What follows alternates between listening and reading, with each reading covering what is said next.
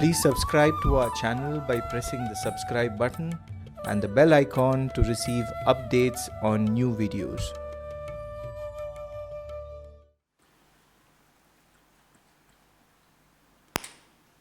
Namasri Yatirajaya Vivekananda Suraye Sachit Sukha Surupaya Swamini Tapaharini. So we are studying the chapter Freedom from the Karma Yoga lectures of Swamiji.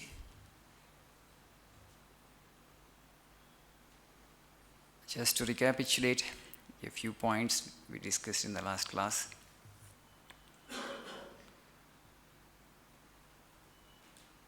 Pain doesn't come from the work as such. Suffering doesn't come from the world as such. It comes from the sense of agency. It is I and mine that is the source of our suffering, Sri Ramakrishna says. I and mine. So Swami says here, work incessantly, but hold yourself free. Hold yourself free. Don't identify with anything. Don't get attached to anything. You must work incessantly. Continuously you must work. So, by doing work without identification, we will be able to escape from the misery that the work normally tends to bring. If you are attached to the fruits of action, if you identify with the action, definitely suffering comes. So learn to work as free beings. That's what Swami says. Be free, hold yourself free. Don't get into the slavery. But what would I get if I do this action? If I get that, I will work, otherwise I will not work. This is slavery, he says. So be free from that kind of slavery and make yourself free. So, the last class, we discussed the point that this mind is the source of attachment. Maybe you have very little possessions or few possessions, but you are intensely attached. There may be somebody else who is very rich, he has got so much, but still he or she is totally unattached. Okay? It's not that the people who have few things are detached and people who have a lot of things are attached. We studied the example of Janaka. Though he was a king, ruling the entire kingdom, he had no attachment to the things of the world. But others, when Yajnavalkya was teaching, other disciples who had the least of the possessions, but they were so intensely attached to those limited possessions. Whereas Janaka, he had the whole treasury at his disposal, but he was absolutely unattached.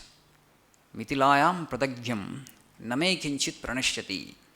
Even if the whole Mithila is burnt, there is nothing for me to lose. He was a king, whole thing belongs to him. He had the news that actually Mithila was on fire, but absolutely unperturbed, absolutely unruffled. You can sit on a throne like that with total detachment, or you can live in a hut with rags, but still intensely you could get attached to those small or little things that you have. So it's all in the mind. The attachment or detachment, it is all in the mind, not in outside things. Or maybe that's not that the people who have many things are intensely attached, people who have few things are not attached. It is all in the mind. That's what we need to understand. That's why Swami says that don't project this tentacle of selfishness. This is mine, this is mine, this is mine. Nothing is yours. Everything actually is God's. We don't understand this immediately. After repeated blows come to us when we work in the world, then we understand the whole universe belongs to God. So in the beginning itself, if you have this idea and learn to work with that kind of understanding and attitude that everything belongs to God, including this body, you will be able to save yourself from many a suffering. So there was a boy. One day he was going in the forest, a small boy, a 10 years old kid. So he saw there a butterfly. One thorn stuck into its wing. The boy was very kind. So he took the butterfly in his hand and gently removed the thorn from its wing.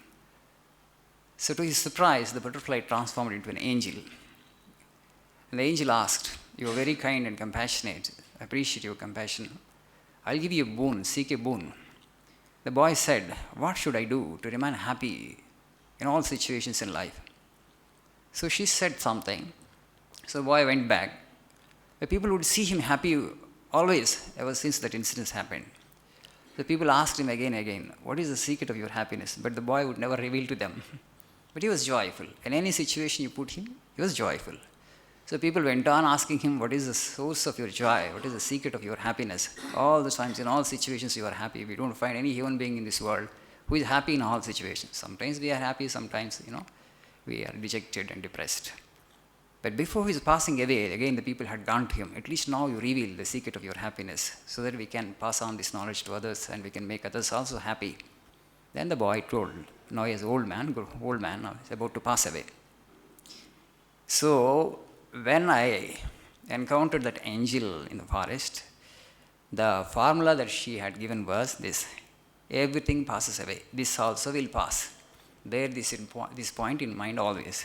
Whatever might happen in your life, happier moments, this also will pass away. Okay, miserable moment, this also will pass away. So always used to apply this, everything will pass away. So because of this idea that everything will slip away, everything will pass away, he could not get attached to anything. He could develop total detachment. And that total detachment towards everything, pleasurable moments and painful moments, helped him to remain happy and joyful all his life. We also need to understand, we need to put this into practice. Everything will pass away. Okay, nothing will remain. So once you have this understanding, you are in the world, but you're not attached to the world. Nothing will stick to you. Then you are a free being. And out of that freedom comes real joy and happiness. But our condition is completely different. Whatever we set our mind on, we get attached. I need this, I want this, this belongs to me. Nothing belongs to you. The whole universe belongs to God. Your body also belongs to God. Your mind also belongs to God. Once you have this sense of understanding, nothing of this world will be able to cause pain to you. But we don't reflect, we don't introspect, we don't analyze the nature of pain. What is the source of pain? Why I feel suffering? So if you analyze this, we understand this sense of I and mine, this sense of identification, this sense of attachment to things, though they don't belong to us. This idea of wrong understanding of life gives us suffering, not the action as such, or the things of the world as such, or moments or situations. Swami says here that it will be like a lotus leaf, and lotus leaf remains in the water, but water doesn't stick to that. So we also should learn to remain like that lotus leaf. So the source of pain is I and mine, neither the work as such, nor the things of the world. So it's all in the mind. It is all in the mind. So from today onwards, we can just practice actually. If any time actually you happen to suffer something in your life, you just analyze, you just reflect for some time, turn inward and just see. You will find, to your surprise, that it is identification with the thing, it is a sense of agency that this is I, this is mine. This belongs to me, it doesn't belong to me. And these things actually causes suffering.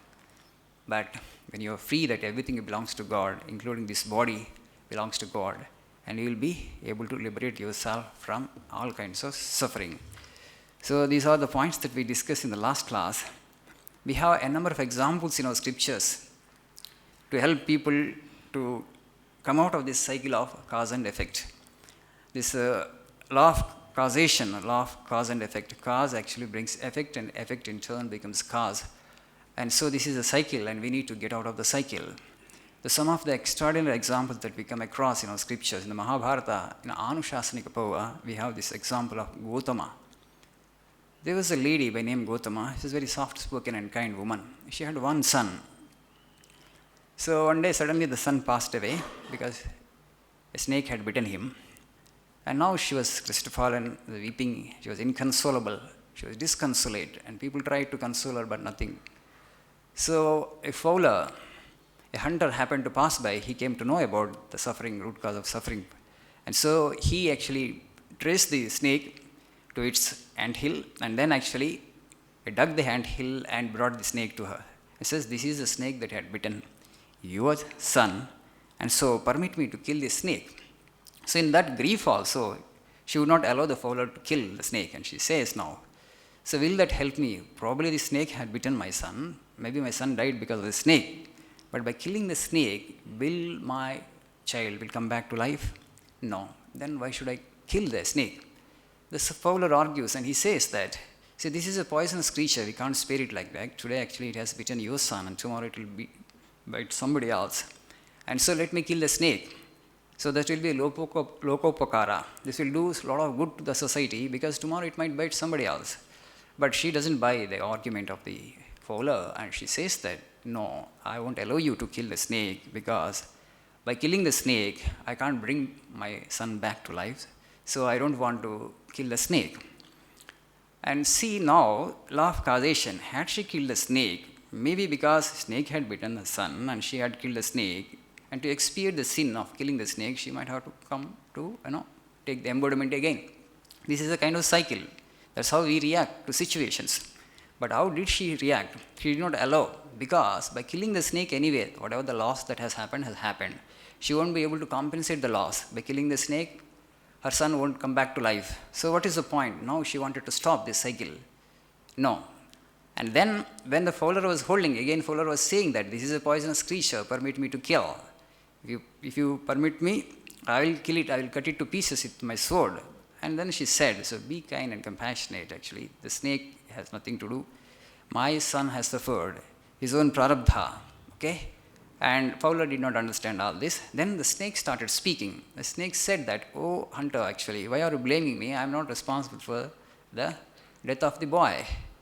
I am not responsible for the death of the boy. The fowler says, how can you say you had bitten the boy and the boy died because of your poison? And now you say that you are not responsible. Who else is responsible? The snake says that I am actually prompted by death. I am prompted by death. Not that it's my volition, it's not my that sankalpa. It's the death who prompted me to bite that boy and I had bitten. And I am not responsible for the death of the boy. So this is not logical, the fowler says, but you have become an agent in the hands of death, so you ought to be killed.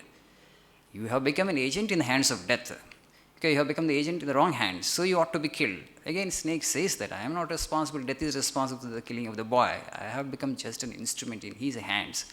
So then actually death, Mrityu Devata, appears before the fowler and the snake. And he says that, no, fowler, O hunter, neither myself is responsible for the death of the boy, nor the snake is responsible for the death of the boy. It is the time which prompted me actually to prompt the snake, he says. I am also not responsible. It's not I who have prompted the snake to bite the boy. It is the providence, it is time, it is the will of the divine. That actually comes in the form of cause and effect, cause and effect, cause and effect. But now, as the woman stopped it, did not allow the snake to die, and she actually helped herself to come out of this cycle of cause and effect, cause and effect. We also know the story of Parikshit actually. Parikshit, what happened in his case, you just see.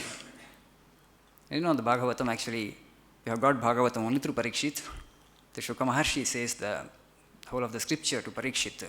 Parikshit had gone to the forest, he was the king of the forest. In those days, it was the habit of kings actually to go to forest and kill wild animals, because otherwise, if their population is too much and they will come to villages and they will destroy crops, and sometimes people, they will kill particular wild animals.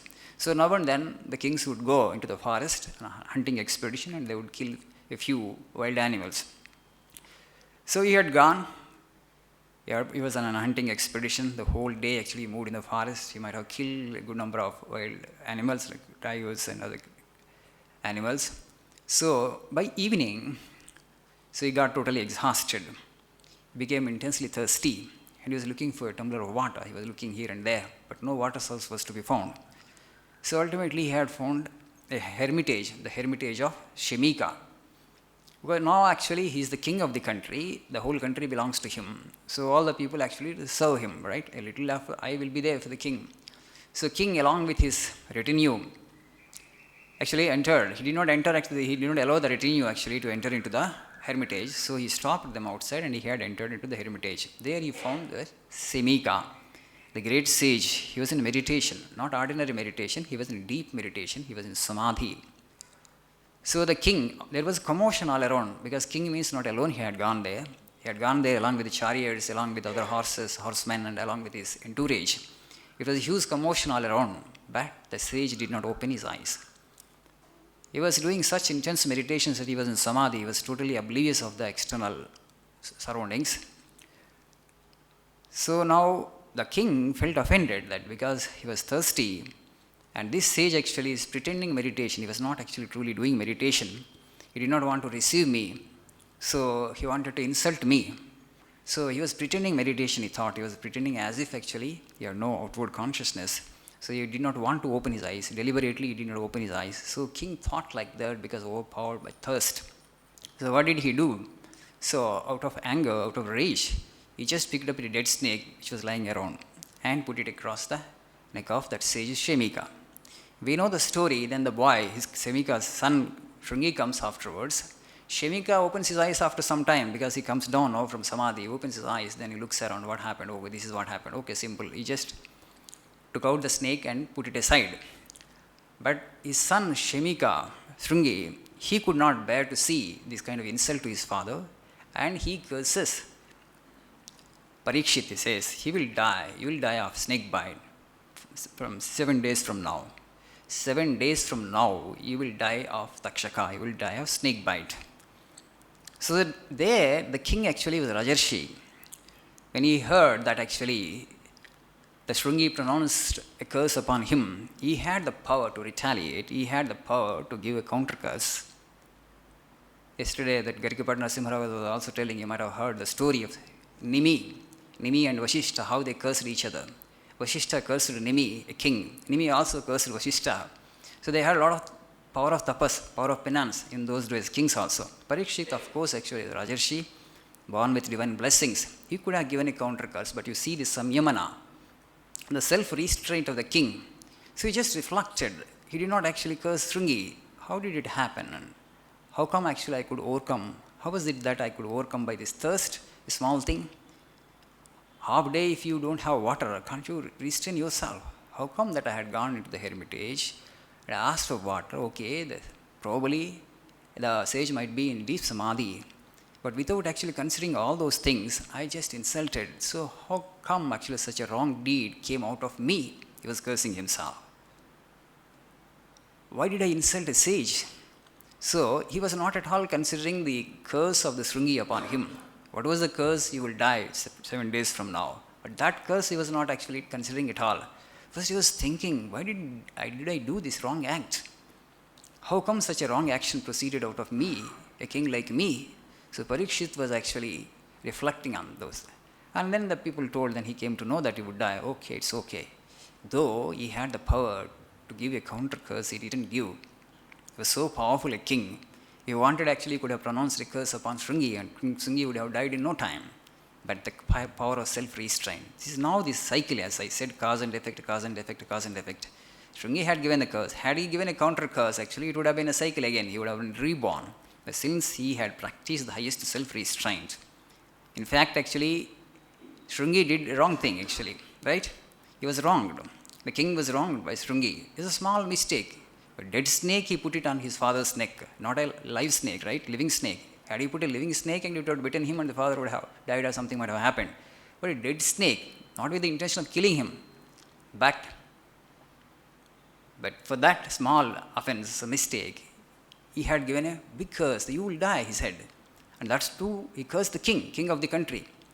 Then Shemika says to Shrungi, when he came to know of the curse that his son had pronounced upon the king of the country, he would rebuke the boy. He says, what have you done?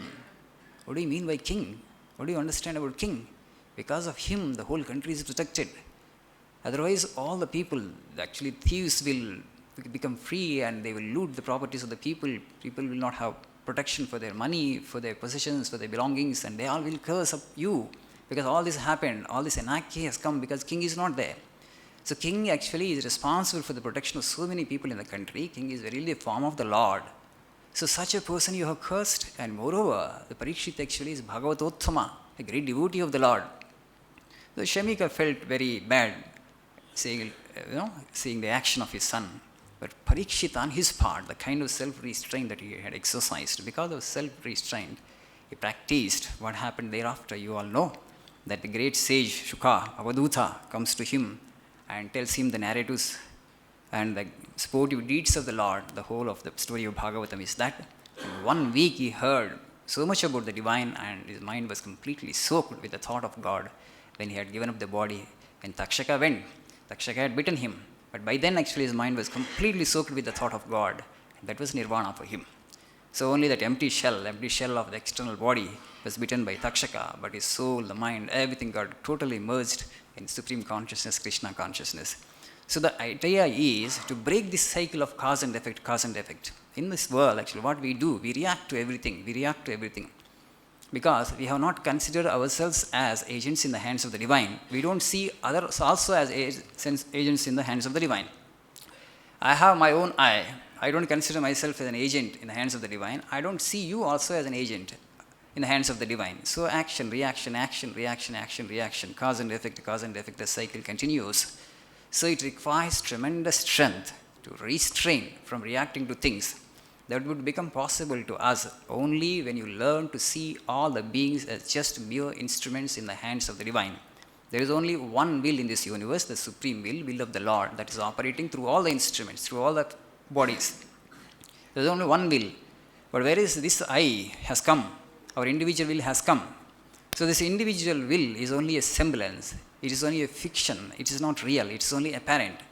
So once you understand this, what you need to do is, we are almost trying to make it a real thing, but it is only a semblance of will, it's not the real will. Real will is only the will of the Lord.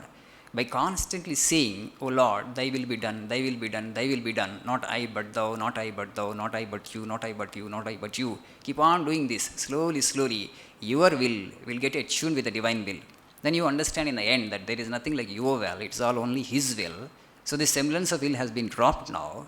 This fictitious will actually has gone, and your individual will actually has merged into the cosmic will, the true will, the will of the divine. And so whatever the action proceeds out of such an individual will be the action of the divine himself. For example, Vivekananda, whatever actually that proceeded out of Vivekananda was actually will of the divine mother. That means that the divine mother is not working through us, she is very much working, but actually our will is also there. She is working simultaneously through our will and her own will. Only when you drop our will, her will actually will come out, actually will manifest in full, will manifest in toto. Now actually our will has actually come in conflict with the divine will. So that is actually self-surrender we talk about in our culture all the time. So whatever happens actually, I am just an instrument. I am not attached to anything actually. Nothing is mine, it is his. The action is his, the fruit of action is his. Once you know that action is his, the fruit of action is his, positive fruit or negative fruit, good result or bad result, you don't care because you are not in results, are nothing to do with result. Because the action itself is not yours. Because you are doing the action for the sake of the Lord, because whole universe is his. So action is his. You are just an instrument. So he is operating through so many instruments. He is operating through this instrument also. So this dropping of the I and mine is the greatest of tapas. We understand what is tapas. So many people ask, what is penance, Swamiji, what is tapas? Doing this is the greatest yajna. This is the greatest tapas. Swamiji is saying, instead of pouring oblations into the fire, ghee oblations into the fire, pour this oblation of sacrificing this I into that fire of cosmic will. Constantly pour this limited individuality, limited identity into that great fire of the cosmic identity, cosmic will. And then actually, once you let go this completely, then actually you have become perfect instruments in the hands of the divine. Then you become so lighter, you become actually so free from within, you will experience the highest bliss. So this surrendering our individual will, little will, which is only a semblance of will, which is not real, which is fictitious, but you are holding on to the fictitious as if it's real. We are holding on to the fictitious as if it's real. We are not prepared. We are not prepared ourselves to let go this, to drop this, to annihilate this. That is our problem. That requires great strength. Why that is happening? Because we think this, if you drop this individuality, this limit I, that is the death of our being, the death of our personality. So nobody seeks self-annihilation, right? This is not the death of our personality. It is expansion into the infinite personality. Only an individual who understands this will let go this little identity, not otherwise. So this surrender at least is not mine, mine, it is all divine, it's all divine. So constantly keep saying this and something miraculous and something great will happen in life. So there are two ways of giving up this attachment, Swamiji says here. One, people who don't believe in God, how they will be able to give up their attachment to the things of the world. So those who do not believe in God, they have to rely on their own strength. They have to rely on their own strength. I must become unattached. So whatever the action I do, I will become unattached. So they have to practice it constantly, but that requires great strength. Those who do not believe in God, they have to rely on their own mental strength and practice it as much as they can. But another thing, for those people who believe in God, the path is actually much smoother, because now you believe in God. So it's not your work, it's my Lord's work, it's my Ishtadevata's work. So every impulse of work that comes into me is actually his, not mine. There's nothing of mine. Action is his, as I said, no, actually, result of action is his, fruit of action is his, everything is his. So once you have understood this, I have nothing, neither the action belongs to me nor the fruit of the action. You are free. Everything belongs to him, everything belongs to the Lord. In fact, that is the truth actually. What you can own as our own, tell me, in this universe, we all know that it doesn't require great genius to understand. This whole universe belongs to God. He is the creator. We have not done any creation. All the animals belong to him, all the human forms also belong to him, because all the universe belongs to him. But somehow we have forgotten that we belong to the divine. Somehow we have forgotten that it's our actions, so our planning, okay, our goals, our objectives, my goals, my likes, my dislikes, okay, all these things have come into. Once you let go this I itself, you remove this individuality itself, then actually whose goals, whose objective, whose likes and whose dislikes? When the whole universe is his, how come that you like something and you dislike something? But now because our individual likes and dislikes are there, something attracts you, something actually repulses you, and this is the source of trouble.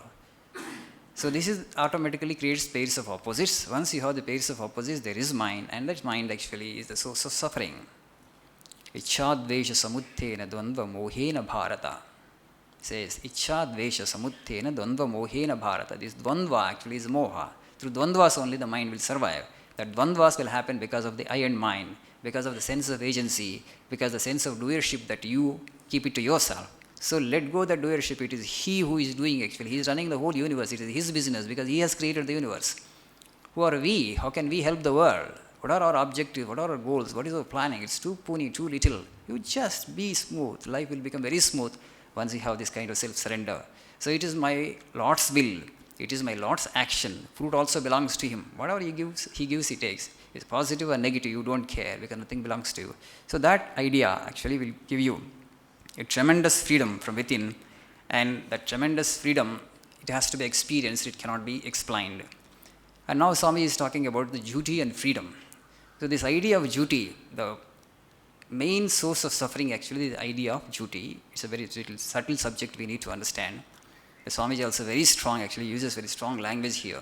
See, first of all, you need to understand that duty and freedom, they go ill together. We're all seekers after liberty, mukti. Anybody who wants to become free, and you should be free from duty also.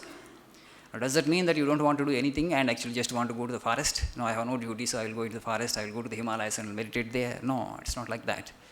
So what is this then? So duty, this idea of duty, what Swamiji meant is, this idea of duty is like a midday scorching sun that burns the innermost soul of a human being. He gives the example of marriage. So what happens in marriage? So two individuals are brought together. See, we have certain physical needs, certain emotional needs, okay, certain social needs and economic needs. We want to satisfy them in a decent way, in an aesthetic way. That's why our rishis have invented this institution of marriage. But marriage actually is a tremendous source of bondage. Once it's a tremendous source of bondage. Now, not many people want to go into it. But the relationship offers certain things. They want those things. The relationship offers certain things, the security, all the things, emotional security, all the things you want. At the same time, you don't want to be entangled because you have to lose your freedom. Because something actually, another individual, to accommodate another individual, actually you have to keep aside yourself, right?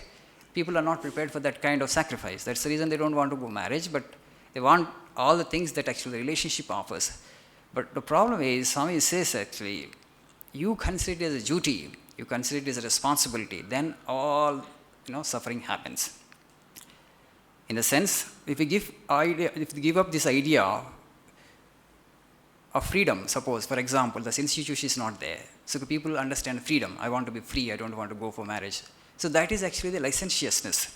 Mostly West it happens like this, where they want to be free. Their idea of freedom is just to do whatever they feel like doing. But our people have invented this institution of marriage, which is by nature entangling, where actually you lose some freedom, definitely, but at the same time, through this institution itself, you have to aspire for the highest freedom. How that will happen? So our scriptures ask you, so somebody with whom actually you are entering into a physical, emotional, intellectual, and relationship, if you can't love that one individual, whom else you will love? So to love one individual unconditionally, you have to keep aside your little individuality and personality. Then only you will be able to do it.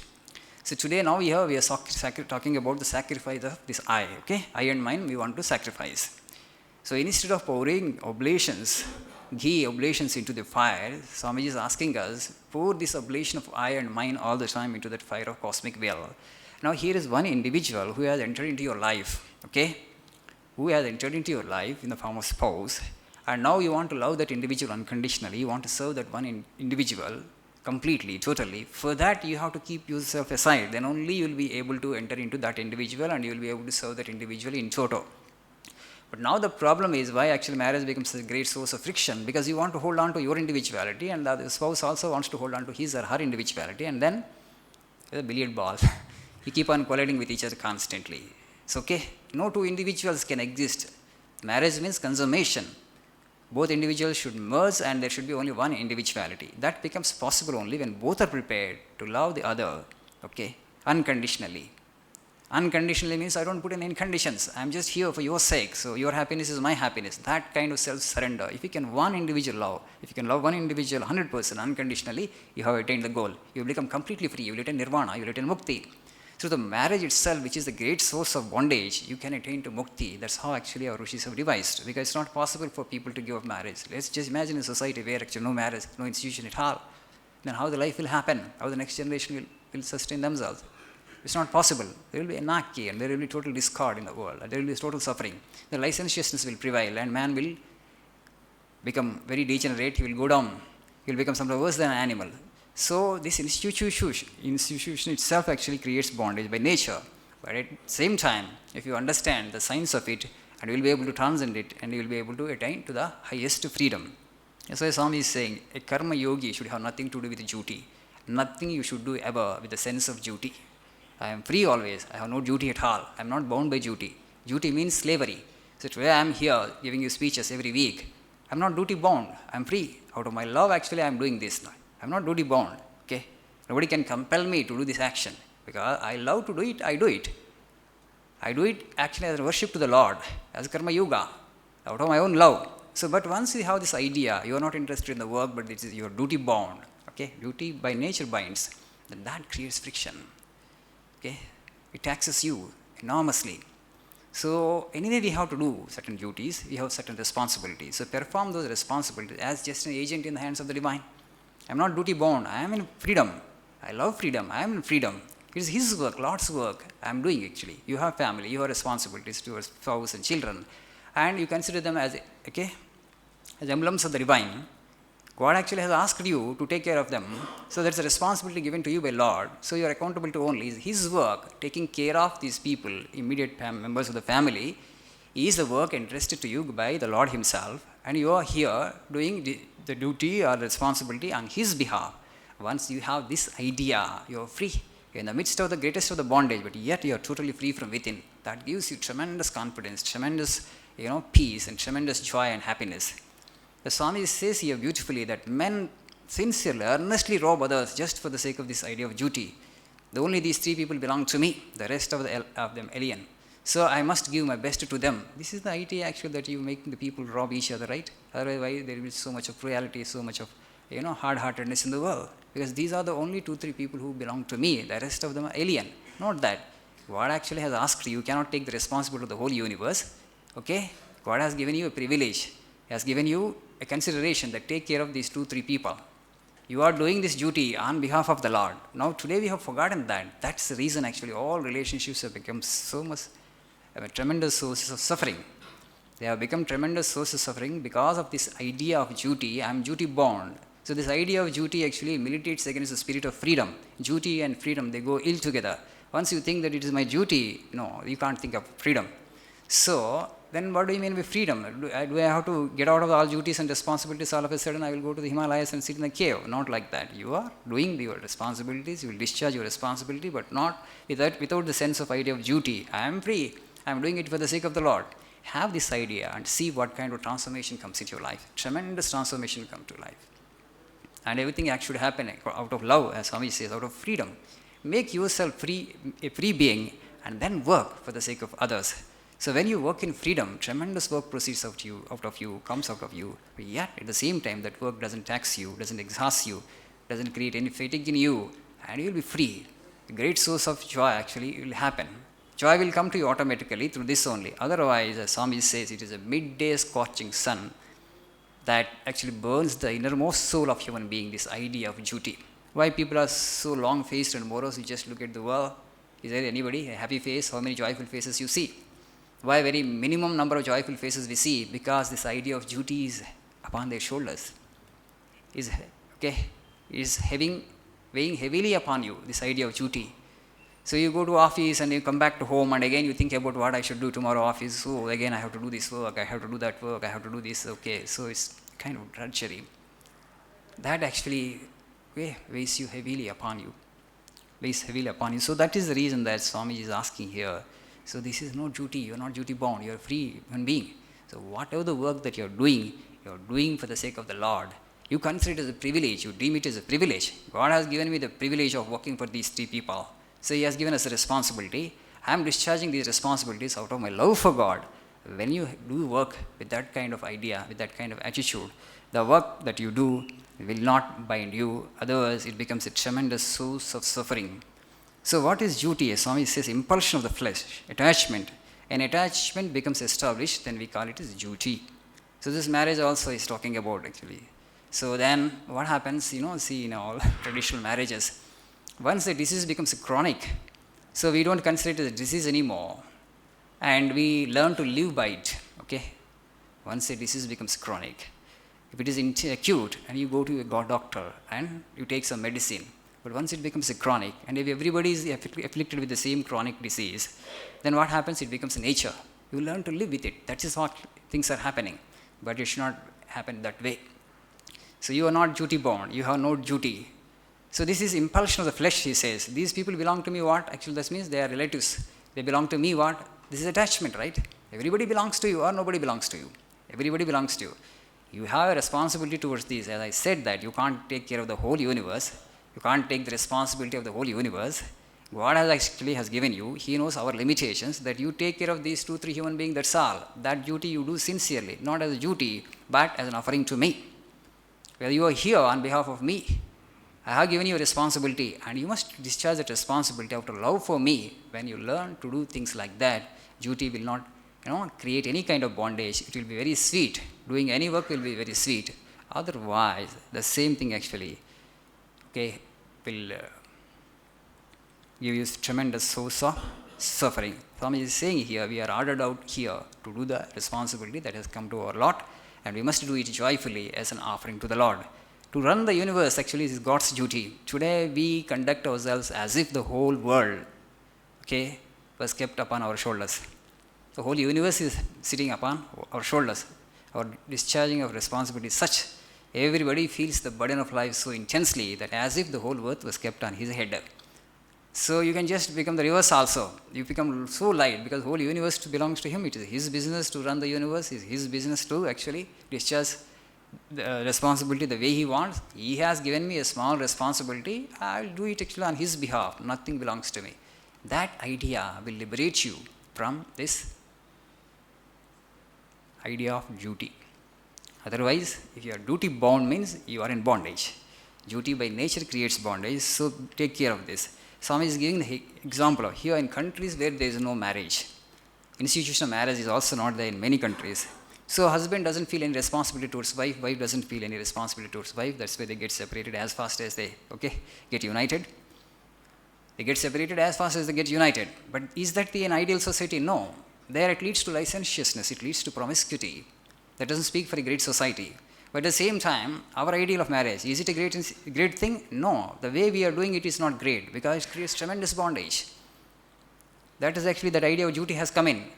So I have responsibility towards my spouse and children. I am duty bound. So that idea, get out of this idea of duty. You have to come out of this institution through the institution itself, not by breaking the institution. How you will be able to do that? So the whole universe belongs to me and God has given me, as I can't take care of all the human beings in the world, it's not in my power. God has actually asked me to take care of these 3 people or 4 people. That's all. I will do my responsibility on behalf of him for his sake, because running the universe is his business. But now actually we take care of family as if, that is the whole universe that exists for us, because the rest of the universe we are not concerned about. This is the universe and this is my responsibility. It's my duty to take care of these people. That idea of duty actually is killing us literally. That's why Swamiji is saying, so don't have this idea of this duty. Okay, when the attachment becomes chronic, we baptize it with the high sounding name of duty. So this marriage has become an institution and everybody will go for marriage. So immediately after marriage, you feel that actually you are duty bound. Okay, you have to take care of your spouse, and everybody is doing it in the same way. Then what happens? The duty becomes actually real. This attachment actually becomes real, and you baptize it with the high sounding word of duty. In fact, you are attached to the flesh of the individual. Physically, you are attached to these individuals, but you don't understand. And this attachment actually brings misery, because only these people belong to you, because physically you are attached to them. But that attachment, that identification, okay, that impulsion of the flesh actually is bringing you the suffering. But once you understand that you have no duty towards anybody, okay, you are a free individual. I have been only given the responsibility to take care of these 2-3 individuals. How best you can do that? How best you can discharge the responsibility? See that, nothing else. So, resign everything to God. Everything that you do under compulsion builds up attachment, Swamiji says. Now, once you have this idea of duty, and what happens actually compulsive. Compulsion actually automatically, what happens? When you do something under compulsion, you can't be free. Compulsion and freedom, they are opposite words, right? You are not free. You are bound. That bondage gives you tremendous pain. I am not under any compulsion. I am not duty bound. I have no duty towards anybody. The whole universe running is His business and His duty, God's duty, if at all. There is duty, is His duty. I have only been given a small responsibility. How joyfully you will do it, you do it. In fact, you have the responsibility towards all the beings, or you have no responsibility towards anybody. They both are okay. But if you think that these 3-4 people are mine, you are physically attached to them because my family members, and day in and out, you think you are duty bound and you want to provide for them as much as you can, and then you think actually it will be your right to rob everybody else, then that's not the way. That's what the society is happening. All the corruption that we see is because of this. Because only these family members to whom you are physically attached, they are mine. So I can rob the whole universe to pay for them, to provide for them. And how much you want to provide? The whole universe actually want to give to them. Because so intensely you are attached physically to them. And that's how actually there is a lot of friction in the society. So it's no good. You are only given with responsibility. All human beings belong to God, including your family members. You are not the owner of them. So you can't have any physical attachment to them. Discharge the responsibility. That's all. So this idea of happiness without misery, Swami is saying, we all want that, but there is no such possibility in this universe. Idea of happiness without misery is not possible. The world is not designed in that way. World is not structured in that way. We understand it after many, many blows. 1 or 2 blows, not sufficient. 1 lifetime blows, not sufficient. Okay? We need blows for lives together. For many births, we need blows. Thousands and thousands of blows and experiences are necessary for us to understand that this world is a mixture of happiness and misery, pain and pleasure. You can't have here only pleasure to the exclusion of pain. It's a very difficult idea for us to digest, but better we understand it in the beginning itself. And also, life means death. Death means life. This is a cycle. You can't have life without death. You can't have death without life. This is a cycle. To get out of the cycle is the goal. And this idea of happiness to the exclusion of misery is good for school children, Swami says, not serious thinkers. No serious thinker will understand this. So as he understands that it cannot have happiness to the exclusion of misery in this world, you won't seek even happiness also. You're indifferent to both, right? Because you can't have happiness without misery here. You won't seek happiness also. You're indifferent to both. It doesn't matter. Happiness comes. It's okay. If misery comes also, it's okay. You're prepared. And out of that detachment comes true freedom. Out of that detachment, indifference to both, actually comes true freedom. That is moksha. That is nirvana. So, as Swamiji says, the whole of the nature is a book. It wants to teach us lessons. So, we want to learn our lessons here. The whole of the nature is a book. Through repeated experiences, we gain this lesson, we understand this lesson. And how fast you learn the lesson, how much time you need to learn the lesson, okay? And that depends how wise you are. So be wise and learn the lesson as fast as you can. So what we do as normal human beings, no sooner we do a good action than we expect, okay? Praise from people. A little you have done and immediately praise. And you want to blazon your names. Names should come in newspapers. People want plaques and tablets. Okay, they give some donation. My name should be there forever. You yourself won't be there. Okay. The name is for the body, right? You yourself are not there after a few days, but your name should be there forever, eternity, for eternal period of time. What is this attachment? I don't understand. You just give and forget it. As Jesus says, when you give through the right hand, the left hand should not know. Okay, God knows. He will take cognizance of that. He will give the fruit, definitely. Whatever the merit that you deserve, okay, whatever the punya that you deserve, it will come to you automatically. But you should not expect that. Then it's a slavery. Somebody doesn't give you the recognition. Okay, then you will be dejected. You will be disappointed. I have done this much, but people have not recognized my contribution. This is the grievance that many people have it, right? That is slavery. That means they have not even understood that they are working like slaves. That's why Swamiji again and again says, work like master, not like a slave. You won't get attached. If it comes okay, praise or blame, I'm indifferent to both. Both are okay for me. And whoever can say this, he or she is a hero. And that is actually working in freedom, in love. So from that freedom actually comes mukti. When you practice this intensely day in and day out, you totally become liberated. And then you will go beyond this identification with the body and mind. And behind this body and mind, once you completely dash from these two upadhis, the limited adjuncts, you experience the true freedom. Compared to that infinite existence, the present existence, which is actually body-based and body-centered, identified with the body, is a very puny and petty and ridiculous existence, if you ask me. It's totally ridiculous. We are holding on to the ridiculous with all our might. Because everybody is like that when we think it's right, and that is how actual things should happen. No, not at all. Only those few sages and saints who have detached themselves completely from the body and have experienced the truth are real people who have understood the true meaning of life. We are all in ignorance. We are all actually seeking light. Okay, they are the role models. And we have to take inspiration from their life and teachings. And if you are still suffering, that means jnana is still there with us, ignorance is still there. How best we can get rid of this jnana or ignorance, how fast we can get rid of this. So you need to focus on that constantly. If there is suffering, not because the external agency is giving you the suffering.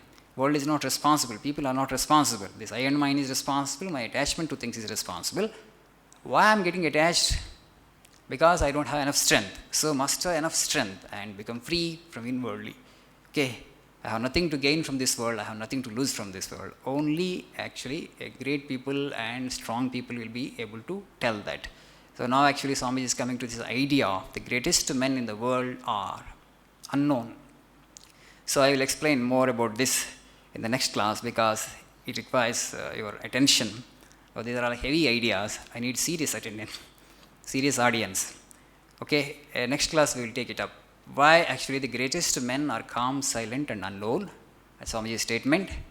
And he says that Buddhas and Christs are second-rate heroes. There is every probability that you will misunderstand this statement. And you need to understand why Swamiji has made this statement. And from what platform he was speaking when he made a statement like this, that Buddhas and Christs are second-rate heroes. He considered himself also as a second-rate hero compared to those first-rate heroes. Who are those first-rate heroes? How they have become first-rate heroes? Why they have become first-rate heroes, that we will take it in the next class because it's a very subtle idea and explanation actually requires great examples, some few examples I want to give. With examples, when you are told only, you will be able to understand the concept. And so, Buddhas and Christs are second-rate heroes. Then I think curiosity has arisen in you now, then who are the first rate? Are there people who are greater than Buddhas and Christ? Swami is saying, yes, they are there. And so, who are such? Just I am giving you a hint. Sri Ramakrishna talks about, ego of knowledge. Shankaracharya also had ego. He kept that ego of knowledge. Had that ego of knowledge been not there, he would not have worked. It would not be possible for work without the trace of little eye. But it's only a semblance of eye, not a real eye, as Sri Ramakrishna gives the example of burnt rope. Rope and burnt rope. Okay, burnt rope, it is there in form. Rope is there, only form is there. You touch it, it becomes powder. Normal rope and burnt rope. Normal rope, you can bind anything. But with the burnt rope, you can't bind anything. So their eye is not like our eye. Ours is unripe ego. Theirs is ripe ego. Theirs is like burnt rope. Ours is normal rope. So this normal rope, we have to make it burnt rope. At least some little rope is necessary, little eye is necessary to keep the body intact to work. And Vivekananda also had kept that ego of knowledge, otherwise it would not be possible. You are ignorant, actually I am knowledgeable. then only it's possible to give a talk. When I understand that you are also equally knowledgeable, you are also God, I am also God, then where is the work possible? No work is possible, right? If I come to that state where I see only God everywhere, will I dare speak? Okay? Will I dare give a speech to God? That means I am not seeing God in you. Okay? I consider myself more learned than you. Then only teaching will happen, right? You are sitting there, I am sitting here. Otherwise, actually, when everything is one, who has to preach to whom? Who has to educate whom? Who has to enlighten whom? That will not happen. And they are the first-rate heroes.